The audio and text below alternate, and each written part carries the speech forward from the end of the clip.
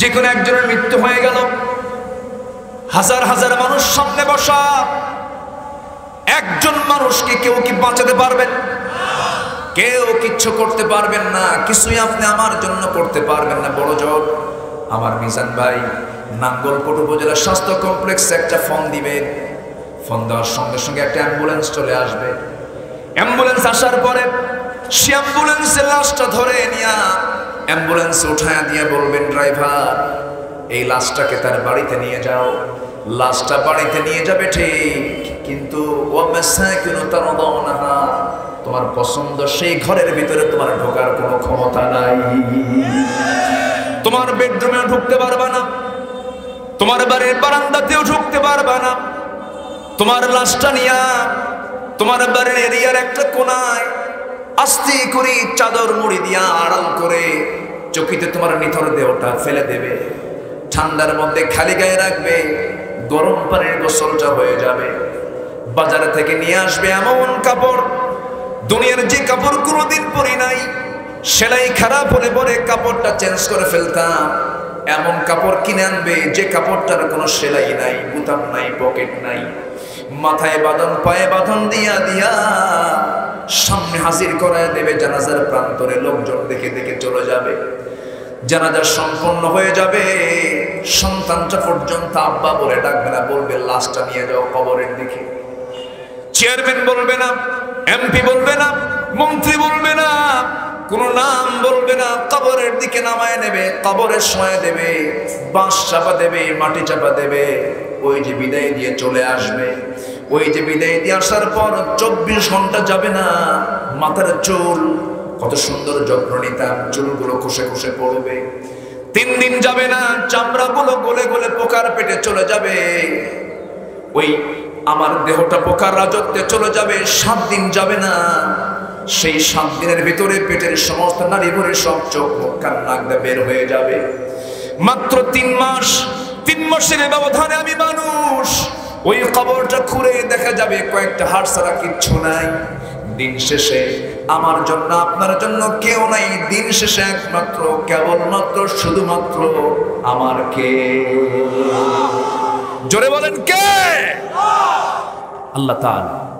কেউ নাই আমার, একমাত্র আমার বন্ধুকে আল্লাহ। অতএব আমার আপনার জীবনের প্রথম টার্গেট হতে হবে আমার বন্ধু কেউ না, আমার বন্ধুকে আল্লাহ। আমার আইন বলতে কারো আইন না, আমার আইন একমাত্র বলতে কার আইন? আসতে বলবেন না, কার আইন? আল্লাহর আইন। অহংকার করা যাবে? অহংকার করা যাবে? অহংকারী যে ধ্বংস তার নিশ্চিত।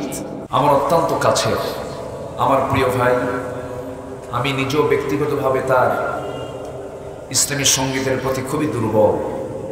আমার প্রিয় ভাই শিল্পী মুশিউর রহমান হাফিজাহুল্লাহ, উপস্থিত হাজারাত উলামায়ে কেরাম, ফুদালায়ে ইজাম, সামনে উপস্থিত দূরে কাছের বিভিন্ন স্থান থেকে ছুটে আসা কালেমার ঝান্ডাবাহী, তাওহীদের পতাকাবাহী, দ্বীন ইসলামের নরসারদুল বীর মুজাহিদ, প্রাণ প্রিয় সম্মানিত দ্বীনি ভাইরা, আড়ালে বসে আছেন শ্রদ্ধেয়া সম্মানিতা মা বোনেরা। আলোচনার সূচনায় আনুষ্ঠানিকতার মধ্য দিয়ে আমার পক্ষ থেকে আবারও দিল খোলা সালাম, আসসালামু আলাইকুম ওয়া রাহমাতুল্লাহি ওয়া বারাকাতুহু। সবাই কেমন আছেন? আমাকে উল্টো প্রশ্ন করলেন। আল্লাহ তাআলা আমাকে আপনার কাতারেই রেখেছেন, বলছি আলহামদুলিল্লাহ। ভালো আছি, এটা জীবনের সবচেয়ে বড় পাওয়া। সুস্থ আছি, এটা আল্লাহর পক্ষ থেকে বান্দার প্রতি শ্রেষ্ঠ একটি নিয়ামত। অসুস্থতার কি যন্ত্রণা, অসুস্থের সামনে দাঁড়ালে একটু হলে অনুভব করা যায়, আর নিজে অসুস্থ হলে পুরোপুরি টের পাওয়া যায়। এই জন্য আমার রাসূল বলেছেন, ইগতানিম খামসান ক্বাবলা খামসিন, 5টি অবস্থা আসার আগে 5টি অবস্থাকে গনিমত মনে করো। আমার ভাইয়ের একটা গানও আছে, 5টি অবস্থা আসার আগে 5টি অবস্থাকে গনিমত মনে করো। শাবাবাকা ক্বাবলা হারামিক, সিহহাতাকা ক্বাবলা মারাদিক, গিনাকা ক্বাবলা ফাকরিক, ফিরাকাকা ক্বাবলা শুগলিক, হায়াতাকা ক্বাবলা মাউতিক, আও কামা ক্বালা আলাইহিস সালাতু ওয়াস সালাম। আমার রাসূল বলেছেন, বার্ধক্যের পূর্বে যৌবনে, অসুস্থতার পূর্বে সুস্থতা, ব্যস্ততার পূর্বে অবসরে, অসচ্ছলতার পূর্বে সচ্ছলতা, মৃত্যুর পূর্বে জীবনের হক আদায় করো। এই পাঁচটি অবস্থাকে গনিমত মনে করো। বলেছেন মুহাম্মদ সাল্লাল্লাহু আলাইহি ওয়াসাল্লাম। সম্মানিত হাজিরিন, আমরা সুস্থ, আমরা নিরাপদে আছি, আসতে পেরেছি জান্নাতের বাগানে। বলছি আলহামদুলিল্লাহ। সবাই বলছি আল্লাহুম্মা ইন্নী আসআলুকা আল হুদা ওয়াত তুকা ওয়াল আফাফা ওয়াল গিনা। সবাই বলি আল্লাহুম্মা লাকা আসলামতু ওয়া বিকা আমানতু ওয়া আলাইকা তাওয়াক্কালতু ওয়া ইলাইকা আনাবতু ওয়া বিকা খাসাতু। আমরা আল্লাহ তাআলা শুকর আদায় করে নিলাম। সম্মানিত হাজিরিন, আমি প্রথমেই একটু বলে নিচ্ছি, আজকে আমি খুব লং সময় আমি কথা বলতে পারবো না, তবে সামনে যতটুকু সময় আছে, যদি নিয়ত থাকে আমলের নিয়তে শুনব, তাহলে যথেষ্ট সময় আছে। আমরা এসেছি শুধু শোনার জন্য না আমলের জন্য? বলুন, শোনার জন্য না আমলের জন্য? আমলের জন্য। যদি আমল নিয়ত যদি হয়ে থাকে যে আমল করব আমি, তাহলে যথেষ্ট সময় পড়ে আছে। এই পৃথিবীতে যত স্পিকার কিয়ামত পর্যন্ত আসবে এবং ইতিপূর্বে এসেছে, এর মধ্যে শ্রেষ্ঠ স্পিকার ছিলেন সাইয়্যিদুনা মুহাম্মদ সাল্লাল্লাহু আলাইহি ওয়াসাল্লাম। তার চাইতে সুন্দর বক্তৃতা পৃথিবীর কেউ কি করতে পেরেছে? কেউ পারবে? তিনি তার জীবনের শ্রেষ্ঠ ভাষণ দিয়েছিলেন বিদায় হজের ভাষণ। ইয়াখতাবু ফি হাজ্জাতিল বিদা ইত্তাকু রাব্বাকুম সাল্লু খামসাকুম ওয়া সুমু শাহরাকুম ওয়া আদ্দু যাকাতা আমওয়ালিকুম ওয়া আতিউ উমারাআকুম তাদখুলু জান্নাতা রাব্বিকুম আও কামা ক্বালা আলাইহিস সালাতু ওয়াস সালাম। তিনি বিদায় হজের ভাষণে যে বক্তৃতা দিয়েছিলেন ১৬ লক্ষ সাহাবীর সামনে, সেই বক্তৃতা কিন্তু ছিল ঘণ্টাব্যাপী নয়, সেটা ছিল নাতিদীর্ঘ একটি বক্তৃতা। মাত্র ২৫ থেকে ৩০ মিনিট তিনি যে কথা বলেছেন, মানবতার কথা, সমাজের কথা, রাষ্ট্রের কথা, প্রত্যেকটি সেক্টরে, প্রত্যেকটি সাইডে তার বক্তৃতার ছোঁয়া স্পর্শ, তার বক্তৃতার ছোঁয়া লেগেছিল। তাহলে কথা আমল করার জন্য কি বেশি বলা লাগে? না, আমরা আমলের নিয়তে বসেছি। আমি চেষ্টা করব, আমি আল্লাহর প্রতি ভরসা রেখে বর্তমান সমাজের জন্য যতটুকু প্রয়োজন, যা প্রয়োজন, এমন কিছু কথা বলার জন্য আল্লাহ যেন আমাকে আমলের নিয়তে বলারও তৌফিক দান করেন। জোরে বলি আল্লাহুম্মা আমিন। আমরা যে কিতাব নিয়ে বসে আছি, এটা কি আমাদের অপূর্ণ না পূর্ণ? মান লাম ইয়াতাগান্না বিল কোরআন ফালাইসা মিন্না। রাসূল বলেছেন, যে ব্যক্তি কোরআনটাকে যথেষ্ট মনে না করে, যে ব্যক্তি কোরআনটাকে ধ্বনি না মনে করে, কোরআনটাকে যথেষ্ট মনে না করে, রাসূল বলেছেন সে আমার কেউ না, সে আমার কেউ না। তাহলে কোরআন কি অপূর্ণাঙ্গ না পূর্ণাঙ্গ? যথেষ্ট। মানুষের জীবনের জন্য যা দরকার আল্লাহ তাই বলে দিয়েছেন। জোরে বলে সুবহানাল্লাহ। সেই যথেষ্ট পরিপূর্ণ একটি কিতাব থেকে আমি তেলাওয়াত করেছি কয়েকটা আয়াতে কারিমা, যেখানে আল্লাহ তাআলা বান্দাকে কিছু কাজের কথা বলেছেন। সেই কাজগুলো তুমি যদি করতে পারো, ফাজরুহু আলাল্লাহ, আল্লাহর পক্ষ থেকে তার জন্য আজরুহু, তার জন্য উজর আছে, তার জন্য পুরস্কার আছে। জোরে বলে সুবহানাল্লাহ। আল্লাহর পুরস্কার তো সবচেয়ে ছোট হয় নাকি? সবচেয়ে বড় পুরস্কার কে দিবেন? আসতে বলবেন না, কে দিবেন? আল্লাহ দিবেন। সে আল্লাহর কাছ থেকে আমরা যদি পুরস্কার পেতে চাই, সূরাতুশ শুরা থেকে আমি কয়েকটা আয়াতে কারিমা তেলাওয়াত করেছি। মহান রব্বুল আলামিন এখানে বলছেন, যে সমস্ত বান্দারা 6টা কাজ তোমরা করতে পারবে, والذين يجتنبون كبائر الإثم والفواحش وإذا ما غضبوا هم يغفرون والذين استجابوا لربهم وأقاموا الصلاة وأمرهم شورى بينهم ومما رزقناهم ينفقون جنب الله আল্লাহ রাব্বুল আলামিন বলেছেন, নাম্বার 1, সময় যেহেতু কম, মূল আলোচনার দিকে সোজা ঢুকে গেলাম। আল্লাহ রাব্বুল আলামিন বলেছেন যে সমস্ত বান্দারা বড় বড় পাপকে যারা বর্জন করবে, পাপের মধ্যে 2টা ধরনের পাপ আছে। একটা পাপ হলো ছোট পাপ, আরেকটা পাপ হলো বড় পাপ। হয়তো বলবেন ছোট পাপ করলে কোনো সমস্যা নাই, না, সমস্যা আছে। পাপকে ছোট মনে করে পাপও করা যাবে না, এটাও একটা পাপ। কোন গুনাহ কিন্তু ছোট নয়, তবে গুনার মধ্যে কিছু ক্লাস আছে। কিছু গুনাহ মাফের যোগ্য, কিছু গুনাহ মাফের অযোগ্য। কিছু অপরাধের জন্য শাস্তি লঘু, কিছু অপরাধের জন্য শাস্তি মারাত্মক। যেমন ইসলামের ভিতরে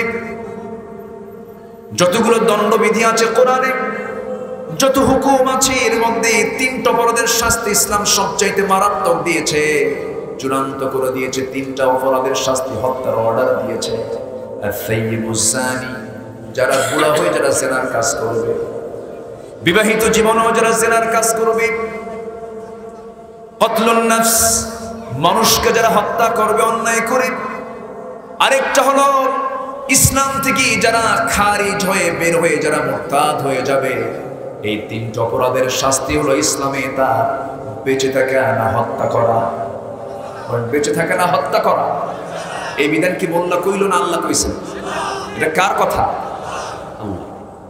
কিন্তু এই সমস্ত বিচারকে অনেকে মানতে চায় না। আসতে বলবেন না, আছে না নাই? মানতে চায় না, এটা একটা কথা। স্বীকারই করে না, এটাকে বিশ্বাস করতেই চায় না। বলে যে এগুলো মধ্যযুগীয় আইন, এই সমস্ত আইন এখন চলতে পারে না। কোরআনের আইন কি মধ্যযুগীয়? কোরআন কার? আসতে বলবেন না, কার? বৃষ্টির পানিতেও জমিতে আবাদ হয়, আবার সেচের পানিতেও জমিতে আবাদ হয়। কোন আবাদের, কোন সেচে, কোন পানিতে বরকত বেশি? কোন পানিতে? কোরআন নাযিল হয়েছে দুনিয়ায় না আসমান থেকে? কোরআন কি দুনিয়ার না আসমানের? এটার বরকত কম না বেশি? বলে যে এটা মধ্যযুগীয় আইন। আমরা কোন আইন মানলাম? এদেশের স্বাধীনতার, এদেশের জাতির শ্রেষ্ঠ সন্তান যারা মুক্তিযুদ্ধ করে দেশ স্বাধীন করেছেন, তারা জাতির শ্রেষ্ঠ সন্তান, ফ্রিডম ফাইটাররা। আমরা তাদের জন্য আমরা দোয়া করি, দেশের জন্য তারা কাজ করেছেন। কিন্তু সম্প্রতি জাতীয় পত্রিকায় দেখতে পেলাম 2000 মুক্তিযোদ্ধা যারা মুক্তিযোদ্ধার ভাতা গ্রহণ করছে, তাদের বয়স 52 বছর। এই কথা কি বুঝতেছেন আপনি? বয়স কত? যুদ্ধ করলো কোন দিন? হ্যাঁ, রুহের জগতে, রুহের জগতে। সম্মানিত ভাইয়েরা, সম্মানিত বন্ধুগণ, তাহলে আমরা কি আইন মানলাম, কি সংবিধান ফলো করলাম, যে সংবিধানের মধ্য দিয়ে আমাদের এতটুকু অধঃপতন হয়েছে? জাতির যারা শ্রেষ্ঠ সন্তান তাদের সঙ্গে বেঈমানি করা হয়েছে, ঠিক কি না? মানুষ ভালো হবে মানুষের তৈরি করা আইন দিয়ে নয়, মানুষ ভালো হবে কার আইন দিয়ে? আসতে বলবেন না, কার আইন দিয়ে? আল্লাহর আইন। পৃথিবীতে একটা গাধাও কিন্তু গাধার আইন মানে না। আমার নবীজির চেষ্টা কম ছিল না। নবুয়ত পান নাই যখন, 15 বছর থেকে শুরু করে নিয়ে 40 বছর পর্যন্ত 25 বছর এই জীবনটা তিনি বসে রাখেন নাই, চেষ্টা করেছেন বহু। হালফুল ফুজুল নামে একটা সংগঠন তিনি করেছিলেন, অনেকেরই জানা আছে, সবাই তো জানার কথা, কিন্তু এত চেষ্টা করেছেন, তিনি কি কোরআন ছাড়া যে চেষ্টা করেছেন তিনি কি সেটা কি সফল হয়েছেন না ব্যর্থ হয়েছেন? ব্যর্থ হয়েছে। 40 বছর পর্যন্ত বহু চেষ্টা করেও তিনি পারেন নাই। বিশ্ব নবীর মতো মানুষ তিনি যদি কোরআন ছাড়া চেষ্টা করে যদি ব্যর্থ হন, আমি আপনি পারবো? আসতে বলেন, আমি আপনি পারবো? পারবো। মানুষ মানুষের আইন মেনে কখনো সফল হবে না, মানুষ মানুষের বিধান মেনে কখনো সফল হবে না। মানুষকে মানতে হবে কার বিধান? এই সূর্য নিয়ম মেনে চলে কার? রাতের চাঁদ নিয়ম মেনে চলে কার? আকাশের তারকাগুলো নিয়ম মেনে চলে কার? ওয়াকুল্লুন ফি ফালাকি ইয়াসবাহুন, প্রত্যেক সৃষ্টি তার নিজ নিজ কক্ষপথে পরিভ্রমণ করছে। এই পৃথিবীতে যত সৃষ্টি আছে এর মধ্যে আমরাও সৃষ্টি, আমরাও মাখলুক। আমাদেরকে শ্রেষ্ঠত্ব দিয়ে দুনিয়াতে পাঠিয়েছেন, ভালো কথা, কিন্তু আমার আপনার চোখের সামনে যত বড় সৃষ্টিগুলো দেখি, কত মহান সৃষ্টি।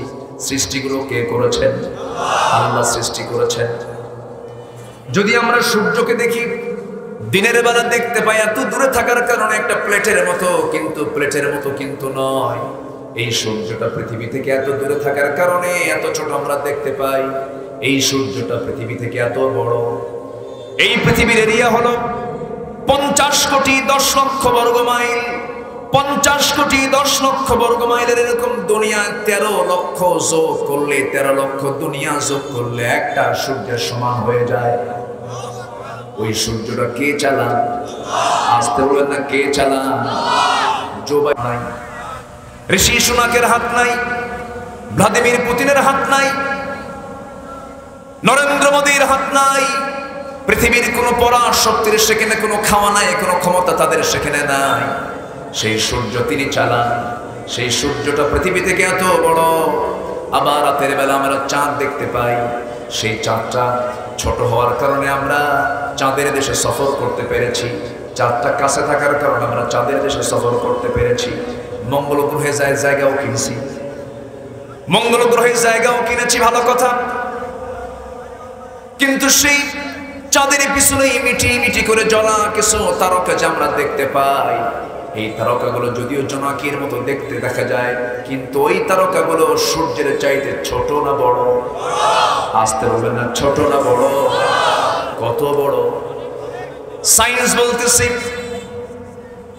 যারা সৌরজগৎ নিয়ে গবেষণা করেন, সৌরবিদরা বলছেন বেটেলজুইস নামে একটা তারকা আছে, যে তারকাটা এই সূর্যের চাইতে 1 গুণ নয়, 2 গুণ নয়, 33 কোটি গুণ বড়।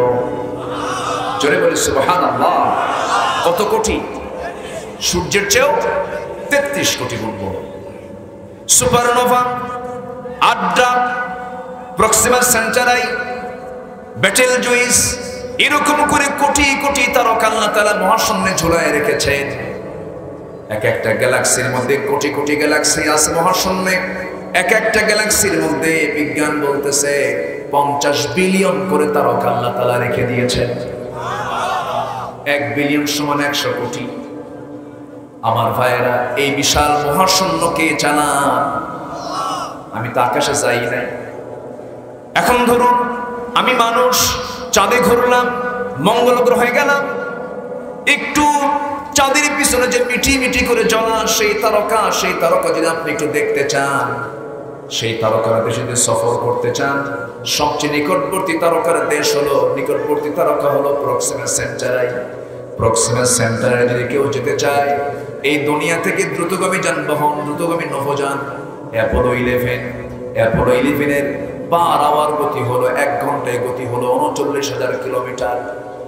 39,000 কিলোমিটার বেগে যদি কোনো বান্দা সেই নভোযানে চড়ে, যদি সেই তারকা, সেই পৃথিবীর সবচেয়ে নিকটবর্তী তারকার দেশ প্রক্সিমা সেন্টারে যদি কেউ যেতে চায়, তাহলে তার সময় লেগে যাবে 1,15,000 বছর মাত্র। যাবেন কারা কার? হাত তোলে। সম্ভব? আসতে কার সম্ভব? এতক্ষণ যে কথাগুলো বললাম, আমি কি আকাশে গেছি? আকাশে গিয়েছি? আমাদের চোখে যতটুকু ধরা পড়ে এই তারকা পর্যন্ত গেলাম।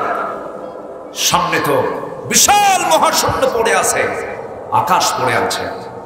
সেই পৃথিবীর ছোট্ট একটা জায়গা, একটা এরিয়া, একটা জনপদের সামান্য একটু পথ পাইলে অহংকার দেখে মনে হয় একখান মা।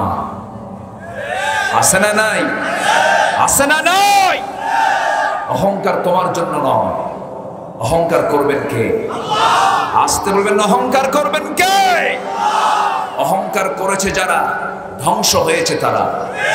অহংকার করেছিল নমরুদ, অহংকার করেছিল ফেরাউন, অহংকার করেছিল আবু জাহেলরা, ইতিহাসে রাস্তা করে নিক্ষিপ্ত হয়েছে তারা।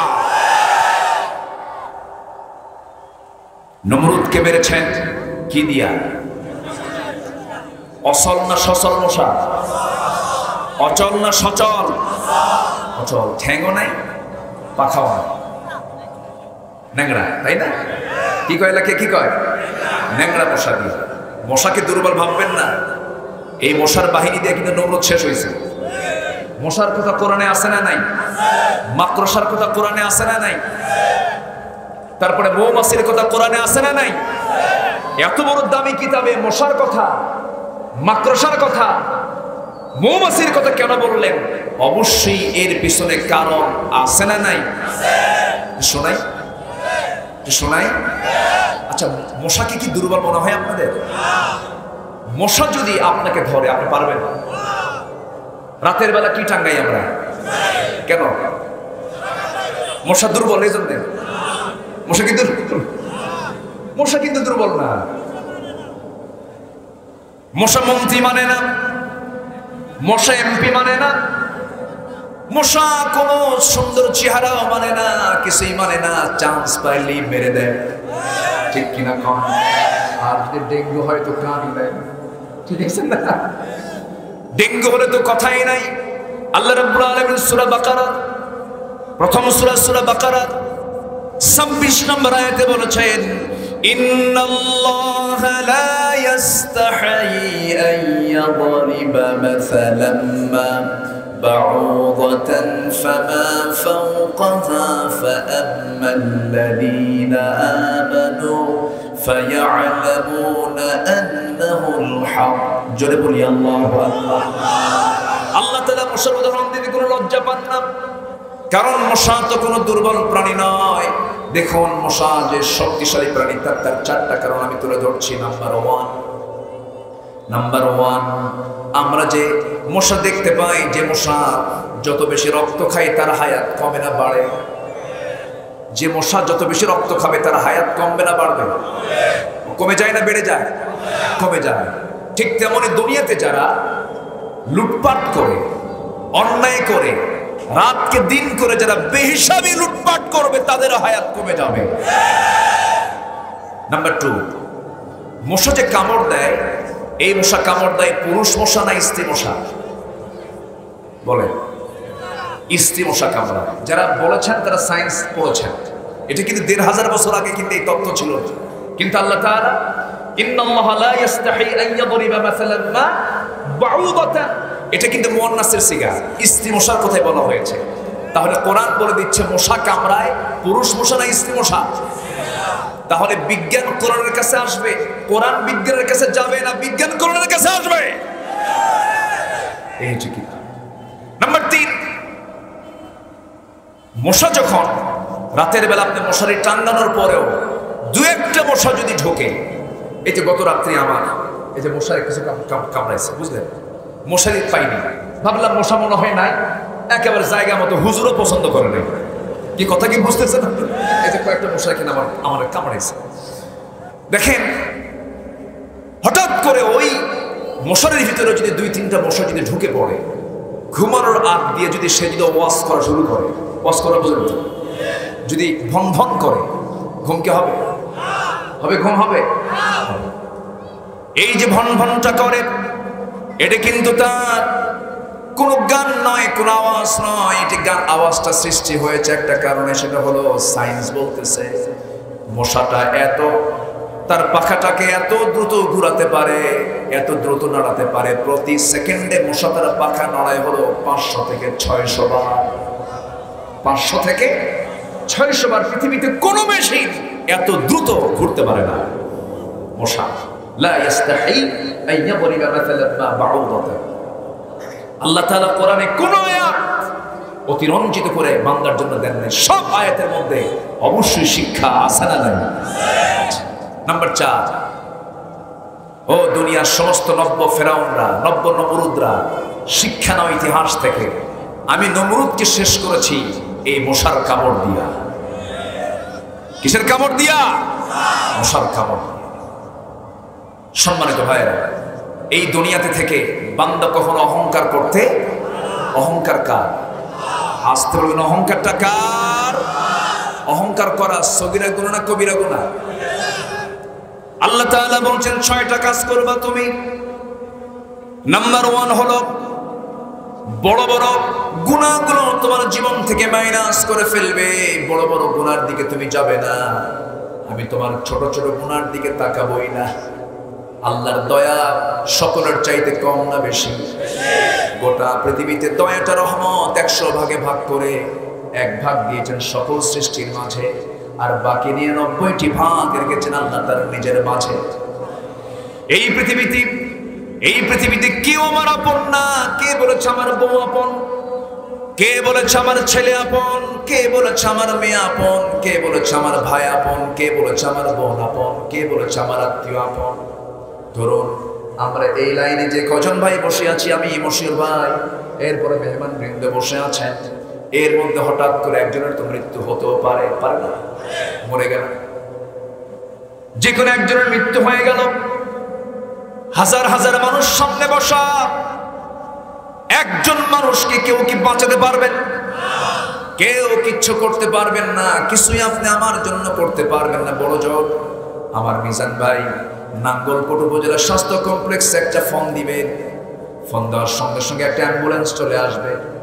অ্যাম্বুলেন্স আসার পরে সে অ্যাম্বুলেন্সের লাশটা ধরে নিয়ে অ্যাম্বুলেন্স উঠায় দিয়ে বলবেন, ড্রাইভার এই লাশটাকে তার বাড়িতে নিয়ে যাও।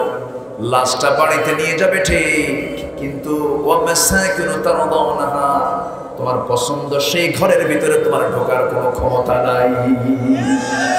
তোমার বেডরুমেও ঢুকতে পারবা না, তোমার বাড়ির বারান্দাতেও ঢুকতে পারবা না। তোমার লাশটা নিয়া তোমার বাড়ির এরিয়ার একটা কোনায় আস্তে করে চাদর মুড়ি দিয়া আড়াল করে চকিতে তোমার নিথর দেহটা ফেলে দেবে। ঠান্ডার মধ্যে খালি গায়ে রাখবে, গরম পানির গোসলটা হয়ে যাবে। বাজারে থেকে নিয়ে আসবে এমন কাপড়, দুনিয়ার যে কাপড় কোনোদিন পরি নাই, সেলাই খারাপ হলে পরে কাপড়টা চেঞ্জ করে ফেলতাম, এমন কাপড় কিনে আনবে যে কাপড়টার কোনো সেলাই নাই, বুতাম নাই, পকেট নাই। মাথায় বাঁধন, পায়ে বাঁধন দিয়া দিয়া সামনে হাজির করায় দেবে। জানাজার প্রান্তরে লোকজন দেখে দেখে চলে যাবে। জানাজা সম্পন্ন হয়ে যাবে, সন্তানটা পর্যন্ত আব্বা বলে ডাকবে না, বলবে লাশটা নিয়ে যাও কবরের দিকে। চেয়ারম্যান বলবে না, এমপি বলবে না, মন্ত্রী বলবে না, কোন নাম বলবে না, কবরের দিকে নামায় নেবে, কবরের শোয়া দেবে, বাঁশ চাপা দেবে, মাটি চাপা দেবে। ওই যে বিদায় দিয়ে চলে আসবে, ওই যে বিদায় দিয়ে আসার পর 24 ঘন্টা যাবে না, মাথার চুল কত সুন্দর যত্ন নিতাম, চুলগুলো খসে খসে পড়বে। 3 দিন যাবে না, চামড়াগুলো গলে গলে পোকার পেটে চলে যাবে। ওই আমার দেহটা পোকার রাজত্বে চলে যাবে। 7 দিন যাবে না, সেই 7 দিনের ভিতরে পেটের সমস্ত নাড়ি ভরে সব চোখ মুখ কান নাক দিয়ে বের হয়ে যাবে। মাত্র 3 মাস, 3 মাসের ব্যবধানে আমি মানুষ। ওই কবরটা খুঁড়ে দেখা যাবে কয়েকটা হাড় ছাড়া কিচ্ছু নাই। দিন শেষে আমার জন্য আপনার জন্য কেউ নাই। দিন শেষে একমাত্র কেবলমাত্র শুধুমাত্র আমার কে? জোরে বলেন কে? আল্লাহ তাআলা। কেউ নাই আমার, একমাত্র আমার বন্ধু কে? আল্লাহ। অতএব আমার আপনার জীবনের প্রথম টার্গেট হতে হবে আমার বন্ধু কেউ না, আমার বন্ধুকে। আমার আইন বলতে কারো আইন না, আমার আইন একমাত্র বলতে কার আইন? আসতে বলবেন না, কার আইন? আল্লাহর আইন। অহংকার করা যাবে? অহংকার করা যাবে? অহংকারী যে ধ্বংস তার নিশ্চিত। যখন আপনি দেখবেন কারোর মধ্যে অহংকার ঢুকেছে, ভাববেন ও ধ্বংসের দ্বার প্রান্তে পৌঁছে গেছে, যে কোনো মুহূর্তে সে ধ্বংস হয়ে যাবে। যে বিনয়ী হবে ভাববেন যে আল্লাহ তাকে অনেক মর্যাদা দিয়ে দিবেন। জোরে কান সুবহানাল্লাহ, জোরে বলি সুবহানাল্লাহ। তাহলে যতগুলো পাপ আছে, সমস্ত পাপের মধ্যে যেগুলো বড় বড় পাপ, সেই পাপকে আমরা বর্জন করব। জোরে বলি ইনশাআল্লাহ। একটা বিষয় স্পষ্ট হলো, অহংকার করা, বলেন অহংকার করা যাবে না। এটা কি ছোট পাপ না বড় পাপ? বড় পাপ। আমার নবীজি সাহাবায়ে কেরামকে লক্ষ্য করে একদিন বলছেন, সাহাবীরা, আলা উনাব্বিউকুম বিআকবারিল কাবাইর, আমি কি তোমাদের কি বড় বড় কিছু কবিরা গুনার কথা বলবো? বিআকবারিল কাবাইর। সাহাবীরা বললেন, ইয়া রাসূলুল্লাহ আপনি বলুন। রাসূল বলছেন, আল ইশরাকু বিল্লাহ, উকুকুল ওয়ালিদাইন। নাম্বার 1 হলো শিরকের গুনাহ, নাম্বার 2 হলো পিতামাতার সঙ্গে খারাপ আচরণ করা, নাম্বার 3 হলো কাউলুজ জুর, বেহুদা কথা বলা, বাজে কথা বলা। এই 3টা জিনিস মনে হয় আজকের সমাজে নাই। আসতে বল, আছে না নাই? এটা কি ছোট গুনাহ না বড় গুনাহ? এই তালিকা দিয়েছেন মুহাম্মদ সাল্লাল্লাহু আলাইহি ওয়াসাল্লাম। শিরকের গুনাহ, পিতামাতার সঙ্গে খারাপ আচরণ। আজ থেকে 10 বছর আগে আমার দেশের শিক্ষার যে হার ছিল, আজকে তার চাইতে শিক্ষার হার কমেছে না বেড়েছে? বাপ মার প্রতি সেবার হার কমছে না বাড়ছে? কি শিক্ষা পেলাম? কি শিক্ষা পেলাম? একটা নিচ ক্লাসের একটা বই দেখতে পেলাম সেদিন, একটা আর্টিকেল লিখেছে বশির ভাই, একটা আর্টিকেল লিখেছে, সেটা হলো, যে বই ভয় দেখায় সে বই বই নয়। যে বই ভয় দেখায় সে বই বই নয়। জাহান্নামের ভয় দেখায় কোন কিতাব? বলেন, জাহান্নামের ভয় দেখায় কোন কিতাব? কোরআন।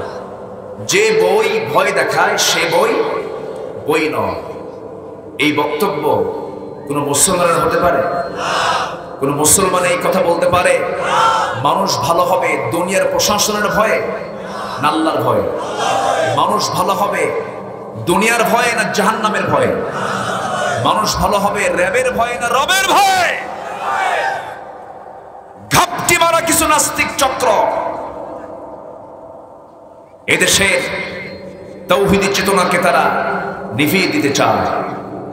এদেশের শেকড়ে ইসলাম আছে, ইসলাম ছিল, আছে, থাকবে। ইসলামকে যারা নির্মূল করতে চায় তারাই নির্মূল হয়ে যাবে। ঠিক কিনা বলুন? ইসলাম কারো বাপের না, ইসলাম কার? ইসলাম কার? আমার আল্লাহর নাম নিলে অনেকে লজ্জা পায়। আল্লাহু আকবার স্লোগান, এটা নামাজের স্লোগান, এটা আযানের স্লোগান, এটা আযানের পরিভাষা, নামাজের পরিভাষা, রুকুর পরিভাষা, সিজদার পরিভাষা, জানাজার পরিভাষা। জানাজায় 4টা তাকবীর দিতে হয়, আল্লাহু আকবার। 4টা তাকবীর দিয়ে জানাজা শেষ করতে হয়। ঈদের তাকবীর আল্লাহু আকবার, জানাজার তাকবীর আল্লাহু আকবার, নামাজের তাকবীর আল্লাহু আকবার, আযানের তাকবীর আল্লাহু আকবার। সমাজের তাকবীর আল্লাহু আকবার দিতে সমস্যা কোথায়? যারা এই তাকবীরকে যারা বিতর্কিত করেছে তাদের ঈমান বিতর্কিত, তাদের জন্ম বিতর্কিত। ওই সমস্ত বাতিলদের মোকাবেলা করতে রাজি আছেন কারা কারা? হাত উঁচু করে দেখান মুসলমান।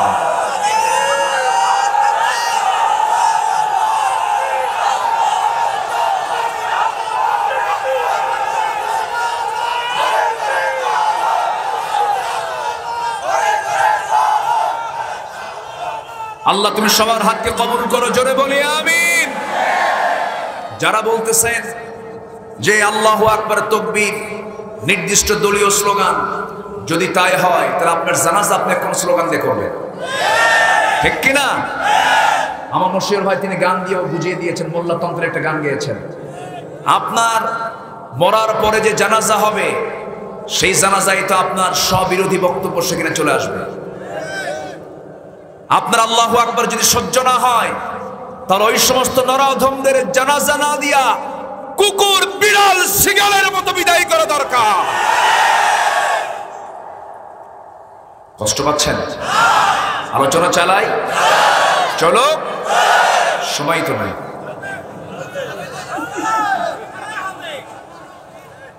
বলি আলহামদুলিল্লাহ। নাঙ্গল না, নাঙ্গল কোট না এটা? আলহামদুলিল্লাহ। আমি খুবই খুশি আপনাদের ভিতরে ইমানের একটি চেতনা কাজ করে, বলি আলহামদুলিল্লাহ। ভাইরে, বাঁচবো কয়দিন বলেন? কয়দিন বাঁচবো? আল্লাহর বিরুদ্ধে অবস্থান নিয়ে লাভটা কি? আল্লাহর বিরুদ্ধে অবস্থান মানে কি জানেন? কোরআনের একটা আয়াত কেন, একটা বাক্য কেন, একটা শব্দ কেন, একটা হরফকে যে মানবে না সেই আল্লাহর বিরুদ্ধে অবস্থানকারী ব্যক্তি। এমন লোক তো বাংলাদেশে নেই। আসতে বলবেন না, আছে না নাই? সম্মানিত ভাইয়েরা, তাহলে আমার রাসূল যে লিস্ট দিলেন যে কবিরা গুণাগুলো কি কি, নাম্বার 1 হলো শিরকের গুনাহ। শিরক আছে সমাজে। নাম্বার 2, পিতামাতার সঙ্গে খারাপ আচরণ করা আছে। গত বছর এই সময় মেবি হবে ধানমন্ডির একজন বাসিন্দা, এদেশের একজন চিত্র জগতের এক নায়ক, তার শ্বশুর ধানমন্ডিতে তার নিজস্ব বাসায় লাইসেন্সকৃত পিস্তল হাতে নিয়ে ফেসবুক লাইভে এসে উনি অভিযোগ করে বললেন, আমার ছেলে আছে, মেয়ে আছে, বউ আছে, বাচ্চা আছে, জামাই আছে, সব আছে, কিন্তু সবাই আমার সঙ্গে প্রতারণা করেছে, কেউ আমার হক আদায় করেনি, আমি আমার এই জীবনটা রাখলাম না। ধানমন্ডিতে যারা থাকে তারা কি ফকির? তাদের কি টাকার অভাব আছে? জীবনটা কেন দিল? জীবনটা তার কেন গেল? এর মূল কারণ হলো কোনো কিছুর সংকট নেই, সংকট হলো ইমানের সংকট, ইসলাম না মানার সংকট। এই মাইক কলা, মাইক তো আওয়াজ দিচ্ছে না, তো আওয়াজটা বাড়ান। আওয়াজ আসছে, আপনারা সবাই শুনতে পাচ্ছেন তো নাকি? যাক, ওনারা যদি শুনতে পাই তাহলে ভালো।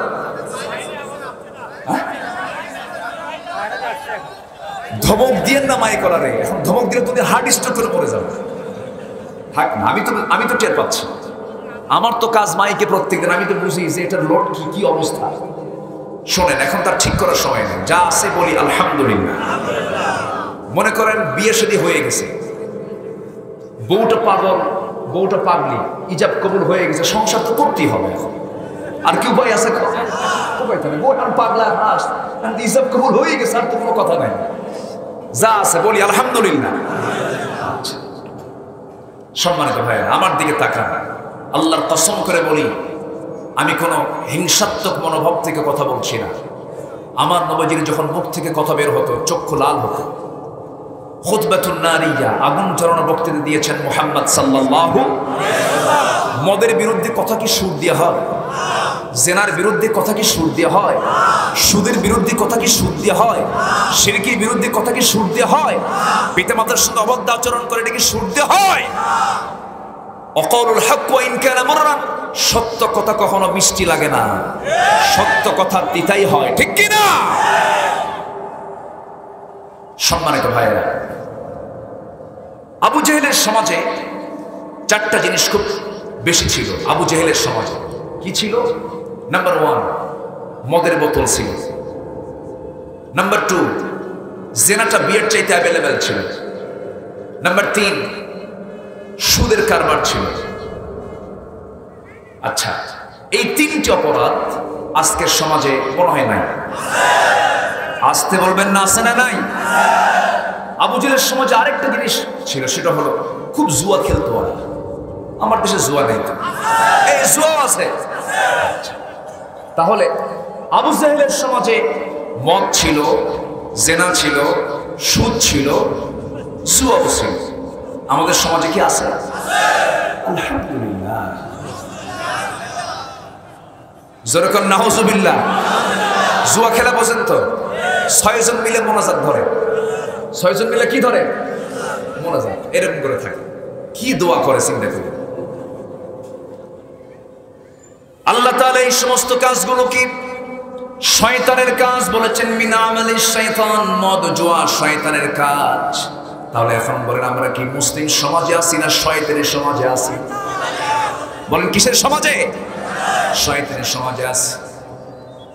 এই সমস্ত পাপগুলোকে যারা বর্জন করবে, মদ যারা বর্জন করবে, জেনা যারা বর্জন করবে, সুদ যারা বর্জন করবে, শিরক যারা বর্জন করবে, কিন্তু এই সমস্ত পাপ, এই সমস্ত অপকর্মগুলো তো আমি আপনি এককভাবে বন্ধ করতে পারলেও কিন্তু সামষ্টিকভাবে বন্ধ করতে পারবো না।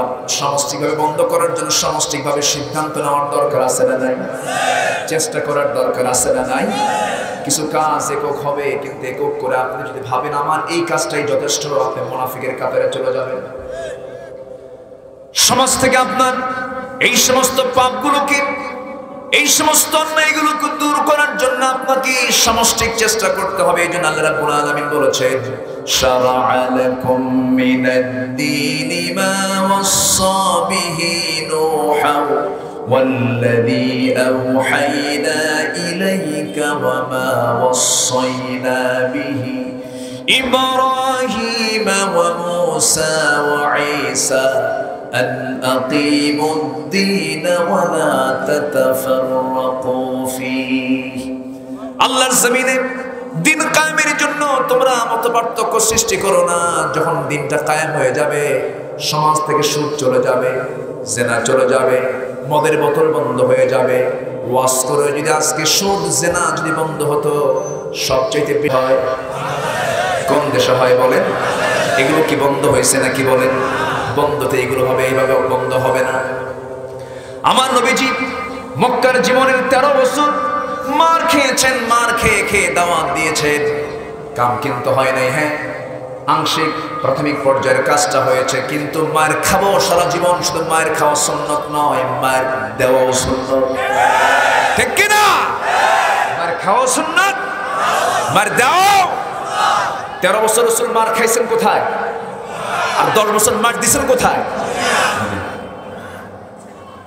কারণ মদের বোতল বন্ধ করার জন্য শুধু ওয়াজ হলে হবে না, পিটন দরকার আছে না নাই বলেন? আছে না নাই? জেনা বন্ধ করার জন্য সেখানে মায়ের দরকার আছে না নাই বলেন? আচ্ছা আমার ভাইয়েরা, সাহাবীদের মধ্যে কি চেতনা লালন করেছে। একজন অন্ধ সাহাবীর কথা মনে হয়ে গেল। আমার নবীজির জীবন দশায় অন্ধ সাহাবী, তিনি বহু যুদ্ধের নাম শুনেছেন, বদরের নাম শুনেছেন, যেতে পারেন নাই। উহুদের নাম শুনেছেন, যেতে পারেন নাই। খন্দকের নাম শুনেছেন, যেতে পারেন নাই।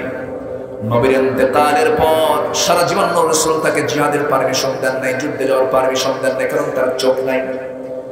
প্রথম খলিফাও তিনি পারমিশন দেন নাই। দ্বিতীয় খলিফা ওমর ফারুকের শাসনামলে হঠাৎ করে অন্ধ সাহাবী এসে খলিফার সামনে দাঁড়িয়ে বলছেন, ভাই ওমর, আমাকে বিশ্বনবীর যুদ্ধের পারমিশন দেন নাই, প্রথম খলিফাও পারমিশন দেন নাই। আপনার কাছে আমি আজকে দিলের তামান্নাটা প্রকাশ করতে চাই। কি দিলের তামান্না আপনি বলেন? অন্ধ সাহাবী বলছেন, আমার বয়স এখন শেষ প্রান্তে, আমি দুনিয়া থেকে হয়তো বিদায় নিয়ে নেব, আমার চক্ষু দুইটা নাই। আমার মনে প্রাণী ইচ্ছা হলো, কত ভাই আমার বদরে অংশগ্রহণ করে শহীদ হয়ে গেল, উহুদের শহীদ হয়ে গেল, খন্দকের শহীদ হয়ে গেল, আমি যেতে পারলাম না আমার দুটো চোখ না থাকার কারণে। শুনলাম কাদিসিয়ার নাকি যুদ্ধ শুরু হয়ে যাবে। মেহেরবানি করে খলিফা ওমর ফারুক, আপনি আমাকে দয়া করে সেই পারমিশনটা দিবেন যুদ্ধে যাওয়ার। দুটো চোখ কিন্তু নাই। দুই চোখ হারা সাহাবী আব্দুল্লাহ ইবনে উম্মে মাকতুম রাদিয়াল্লাহু তাআলা আনহু এই আরজি যখন খলিফা ওমরের সামনে করলেন, ওমর ফারুক চোখের পানি আটকাতে পারলেন না। আরে অন্ধ সাহাবীর কি তামান্না। এবার প্রশ্ন করছেন, ভাই আব্দুল্লাহ, আপনার সামনে একটা সূরা নাযিল হয়েছে, আবাসা ওয়া তাওয়াল্লা আন জাআহুল আ'মা। কি দামি সাহাবী। তিনি বলছেন, ভাই আব্দুল্লাহ, আপনি যে যুদ্ধে যাবেন, বাতিলের মোকাবেলা করবেন, অন্যায় দূর করার জন্য সংগ্রাম করবেন, বাতিলদেরকে প্রতিহত করবেন, কিন্তু আপনার চোখই তো নাই। আব্দুল্লাহ বলছেন, আমি জানি আপনি আমাকে এই প্রশ্নটা করবেন, জবাব রেডি করে রাখছি। যেরকম সুবহানাল্লাহ, জবাব প্রস্তুত করে রেখেছি। আব্দুল্লাহ ইবনে উম্মে মাকতুম সঙ্গে সঙ্গে বলছেন, ভাই আমার দুই চোখ নাই। সবাই তো যুদ্ধে গিয়ে তরবারি দিয়ে যুদ্ধ করে না, কেউ কেউ তাবু পাহারা দেয়, কেউ কেউ শত্রুদের গতিবিধি লক্ষ্য করে, কেউ কেউ মুসলমানদের কালিমার ঝান্ডাটা হাতের মধ্যে নেয়। অন্তত আমাকে পারমিশন দিয়ে দেন, আমি অন্য কোনো কাজ না করলে অন্তত সবার সামনে আমাকে দাঁড় করায় দেবে, আমি আমার হাতের মধ্যে মুসলমানদের কালিমার ঝান্ডাটা ধরে রাখবো, কালিমার ঝান্ডা ধরে রাখবো। বাতিল শক্তি আমাকে দূর থেকে ধনুক দিয়ে তীর মেরে দেবে, আমার চোখ আমি দেখতে পাবো না, আমার বক্ষ ভেদ হয়ে যাবে, আমার রক্ত জমিনে পড়বে। রক্তাক্ত দেহ নিয়ে হাসরের ময়দানে আল্লাহর সামনে দাঁড়িয়ে বলবো, আল্লাহ তোমার জমিনে সুদ বন্ধ করার জন্য, জেনা বন্ধ করার জন্য, অন্যায় দূর করার জন্য, সমাজ থেকে তোমার ইসলামের পরিপন্থী সমস্ত আইনকে সমাজ থেকে উৎখাত করার জন্য, বাতিল উৎখাত করার জন্য, তোমার খুশির জন্য জমিনে গিয়ে তোমার পথে যুদ্ধ করে শহীদ হয়েছি। এই রক্তমাখা দেহ দিয়ে তোমার সামনে হাজির হয়ে গেছি। আল্লাহ সেই দিন বলবেন, আব্দুল্লাহ রে, কোনো হিসাব রাখলাম না, আজকে তুই শহীদ, সাক্ষ্য দিয়ে আমার সামনে দাঁড়িয়েছিস, যা আমি তোকে সোজা জান্নাত দিয়ে দিলাম। সুবহানাল্লাহ। তাদের চেতনা কি ছিল? আজকে আমাদের চেতনা কি? অনেকের মনে মনে চিন্তা, 5 ওয়াক্ত নামাজ পড়বো, রমজান মাসে রোজা রাখবো, টাকা আছে হজ করবো, মসজিদ মাদ্রাসা বানায় দেবো, এদিকে সুদের কারবারও করবো, মদের কারবারও করবো, আল্লাহ খুশি থাক, শয়তান যেন বেজার না হয়। এরকম পাবলিক কিছু আছে না নাই? আসতে বলবেন না, আছে না নাই? আল্লাহ তাআলা শর্ত জড়িয়ে দিচ্ছেন, না না, ওয়াল্লাযীনা ইয়াজতানিবুনা কাবায়িরাল ইসমি ওয়াল ফাওয়াহিশ, যারা বড় বড় কবিরা গুনাহ থেকে, ফাওয়াহিশ অশ্লীল কাজ থেকে যারা নিজেদেরকে নিয়ন্ত্রণ করবে, আমি আল্লাহ তাদেরকে পুরস্কার দিয়ে দেব। আল্লাহ বলছেন, ছোট ছোট গুনার দিকে তাকাবো না। ইনতাজতানিবু কাবায়িরা মা তুনহাউনা আনহু নুকাফির আনকুম সাইয়্যাতিকুম ওয়া নুদখিলকুম মুদখালান কারীমা। ছোট ছোট গুনার দিকে আমি আল্লাহ তাকাবোই না, বড় বড় গুনাহ যদি ছাড়ো আমি তোমাকে সম্মানজনক জান্নাত দিয়ে দেব। কার কথা? আসতে বলবেন না, কার কথা? আল্লাহর কথা। নাম্বার 2 হলো ওয়াইদা মা গাদিবুহুম ইয়াগফিরুন, যারা রাগকে নিয়ন্ত্রণ করবে। রাগ যোগ্যতা না ধৈর্য যোগ্যতা? কি যোগ্যতা বলেন? ধৈর্যটা যোগ্যতা না রাগ যোগ্যতা? রাগ কিন্তু কোনো যোগ্যতা নয়, রাগের জন্য কোনো যোগ্যতা হাসিল করতে হয় না,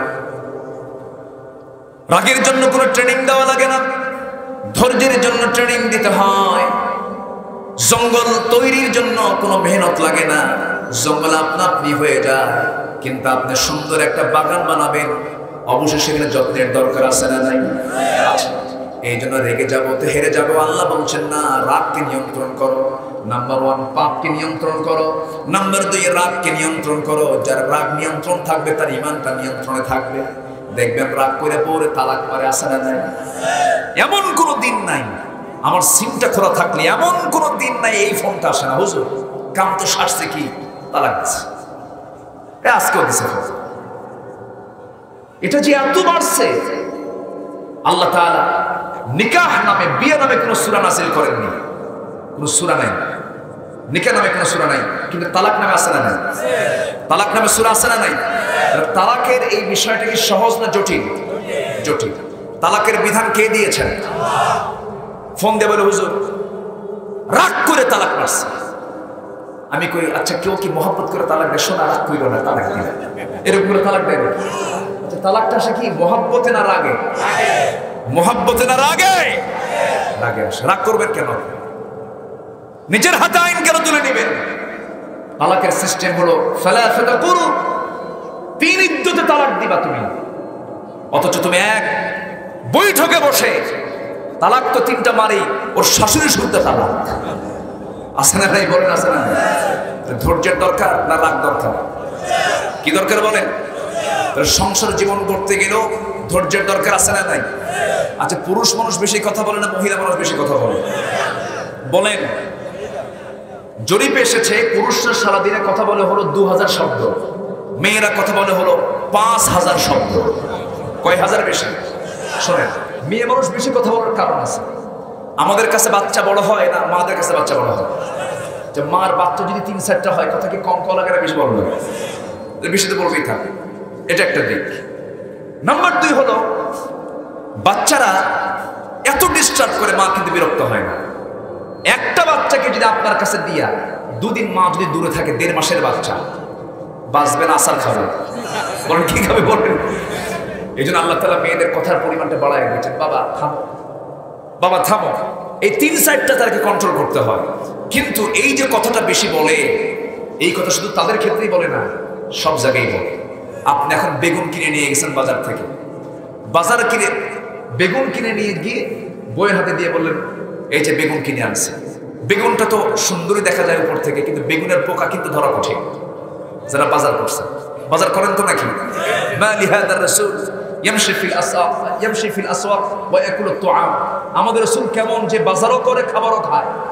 রাসূল তো সবই করেছেন, আল্লাহু আকবার বলে। তো বেগুন এখন বটিতে নিয়ে কুটতে নিয়ে দেখে পোকা।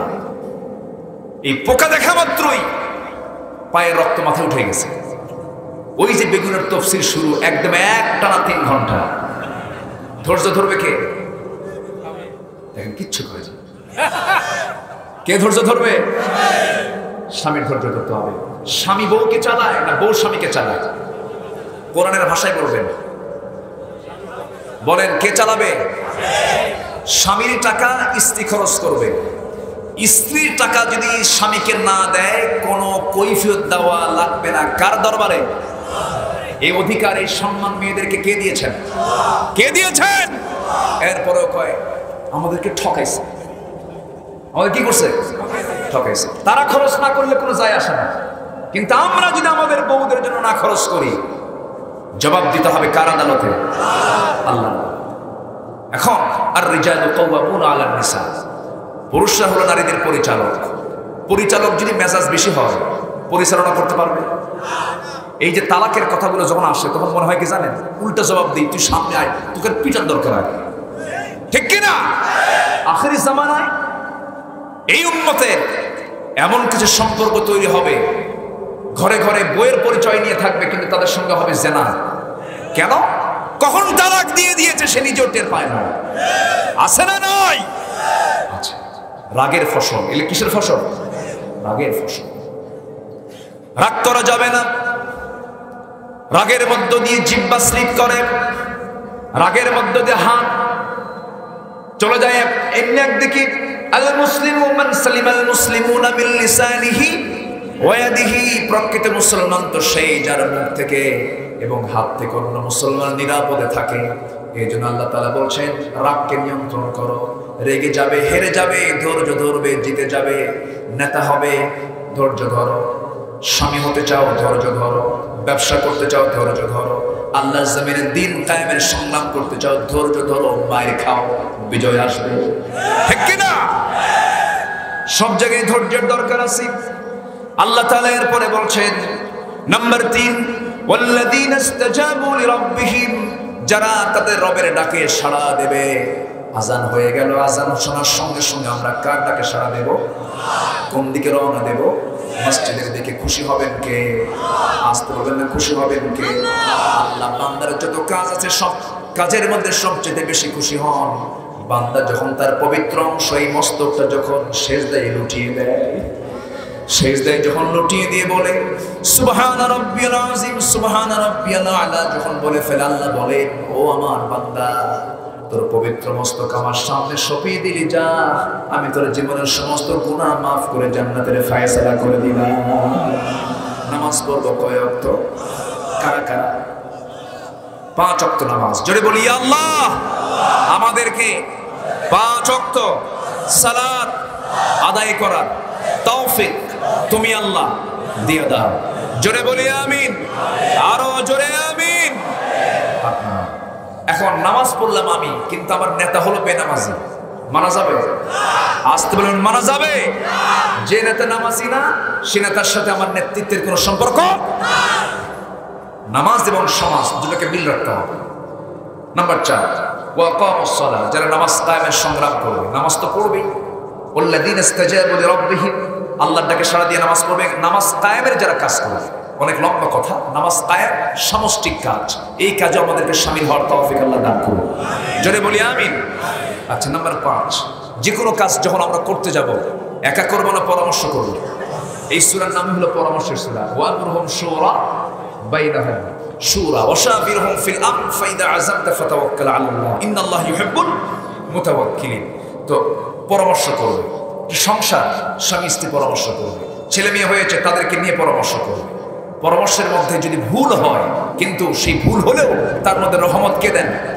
আল্লাহ দিয়ে দেন। পরামর্শ, ওয়াইদ ক্বালা রাব্বুকা লিল মালাইকাতি ইন্নী জাইলুন ফিল আরদি খলিফা, আল্লাহর পরামর্শের দরকার নেই, এরপর পরামর্শ করেছেন কেন? বান্দাকে বুঝাচ্ছেন তোরা পরামর্শ করা শেখ। আল্লাহু আকবার বল। এরপর আল্লাহ তাআলা বলছেন ওমিম্মা রাযাকনাহুম ইউনফিকুন, আমার দেওয়া রিজিক থেকে তুমি যে কিছু রিজিক প্রাপ্ত হয়েছে সেখান থেকে কিছু অংশ তুমি আমার পথে খরচ করবে। এই 6টি কাজ যদি করতে পারো, ফামান আফা ওয়া আসলাহা ফাজরুহু আলা আল্লাহ, আমার কাছে তার পুরস্কার আছে। যেরকম সুবহানাল্লাহ। আমাদের পুরস্কার তো বলতে একটাই, মরার পরে আমরা কি চাই? আরো যেরকম কি চাই? জান্নাত কি আমাদের বাপের ভিটা না? আস্তে কর। আমাদের প্রথম খাবার কোথায় খাইছি আমরা? জান্নাতে, বাপের ভিটায় আমরা ফিরে যাব। জোরে বলি ইনশাআল্লাহ, আরো জোরে বলি ইনশাআল্লাহ। এই আয়াতগুলোর আলোকে আল্লাহ তাআলা আমাদের জীবনকে সাজানোর তৌফিক দান করুন। আমি আর কথাকে বাড়াবো না। আমার পরে এদেশের হক্কানি পীর শাহ আরিফ বিল্লাহ সিদ্দিকী হাফিজাহুল্লাহ আমার খুব কাছের মানুষ। পীর মানে আমরা বুঝি অনেক জায়গায় কিন্তু ভণ্ডামি আছে, আছে না নাই বলেন? যিনি আমাদের পরে, আচ্ছা